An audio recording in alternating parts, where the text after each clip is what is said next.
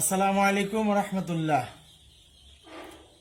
আলহামদুলিল্লাহ, আমি মাওলানা Mohammad Abu Yusuf, assistant super পেলাদারসুন্নাহ দাখিল মাদ্রাসা। আজকে নবম শ্রেণীর মিশকাতুল মাসাহবি নামক হাদিস গ্রন্থের নবম অধ্যায় থেকে পড়াচ্ছি।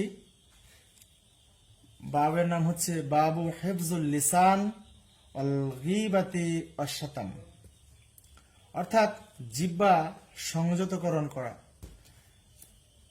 আর গীবত শেখায়েত এবং গালমন্দ সংক্রান্ত অধ্যায়। এখানে হেফজুল লিসান বলতে জিহ্বা সংযত রাখা, অর্থাৎ জিহ্বাকে নিয়ন্ত্রণে রাখা। জিহ্বা দ্বারা যেন বেহুদা কথা না বলা হয়, অশ্লীল কথা না বলা হয়, কারো অনুপস্থিতিতে কোনো এমন কথা না বলা হয় যে সে কথাটা শুনলে অন্য ভাই অসন্তুষ্ট হইত। মূলত গীবত এমন কথাকে বলা হয় যে অন্য কোনো মুসলমান ভাইয়ের এমন একটা আচরণ কথাকে যদি লিখিত অবস্থায় অথবা মুখে বলে উল্লেখ করা, যে কথাটা শুনলে ওই মুসলিম ভাই সাক্ষাতে অসন্তুষ্ট থাকতো, সেটাকে গীবত বলা হয়। আর শাতাম গালমন্দ, অর্থাৎ অস্থিরতা, খারাপ কথা বলা, এটাকে শাতাম বলা হয়। মূল কথা হচ্ছে আল্লাহ রাব্বুল আলামিন যে মানুষকে বাক শক্তি দান করেছেন, সেই বাক শক্তিটাকে নিয়ন্ত্রণ রাখা, অর্থাৎ কারো গীবত না বলা, কাকেও মন্দ কথা না বলা, গালি না দেওয়া, এটাকেই মূলত হিফজুল লিসান বলা হয়। তো হাদিসটি আমি পড়ছি, তোমরা শোনো।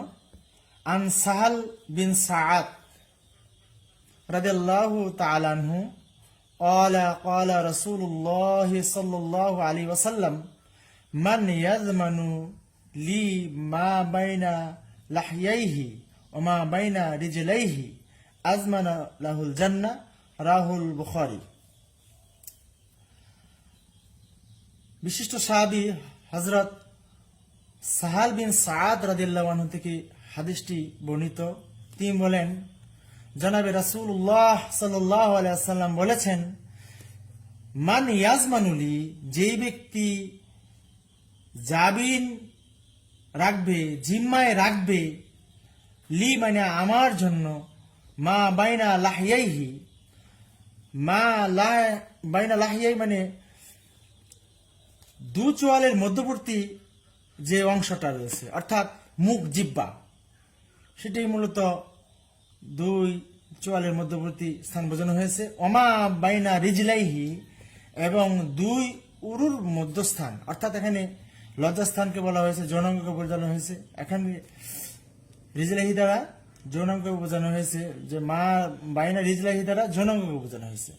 আজমানুল লাহুল জান্নাত, তাহলে আমি আল্লাহ রাসূল ওই ব্যক্তির জন্য জান্নাতের জামিনদার হয়ে গেলাম। অর্থাৎ যে ব্যক্তি তার আচরণে, কথাবার্তায় নিজের জিহ্বাকে সংযত রাখবে,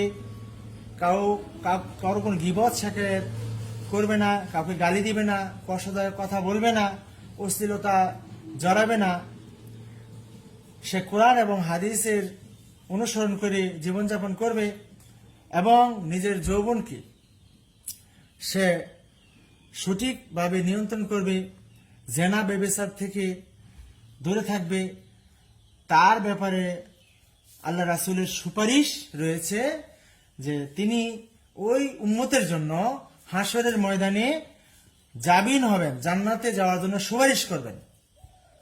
পক্ষান্তরে যারা এই দুই গুরুত্বপূর্ণ কাজের জিম্মাদার হইতে পারবে না, আল্লাহ রাসূল সাল্লাল্লাহু আলাইহি সাল্লাম তাদের জান্নাতে যাওয়ার ব্যাপারে গ্যারান্টি দেননি।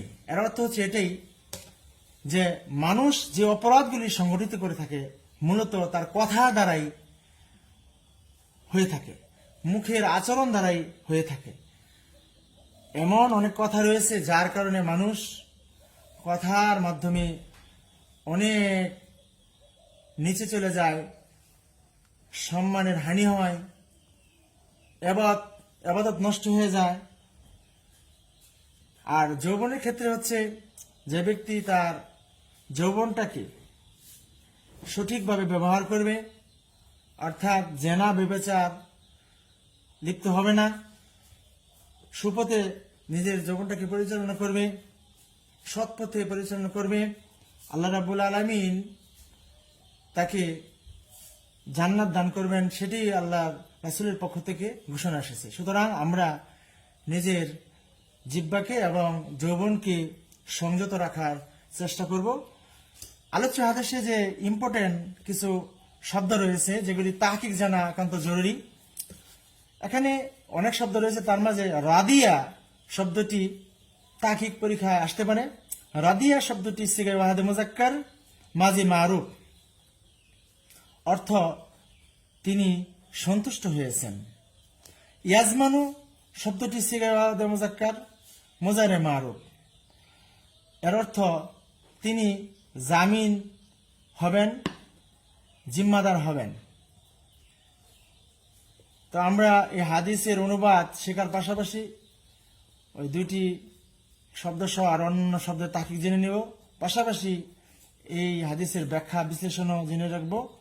ওমা তৌফিক ইল্লা বিল্লাহ। আসসালামু আলাইকুম ওয়া রাহমাতুল্লাহি ওয়া বারাকাতুহু।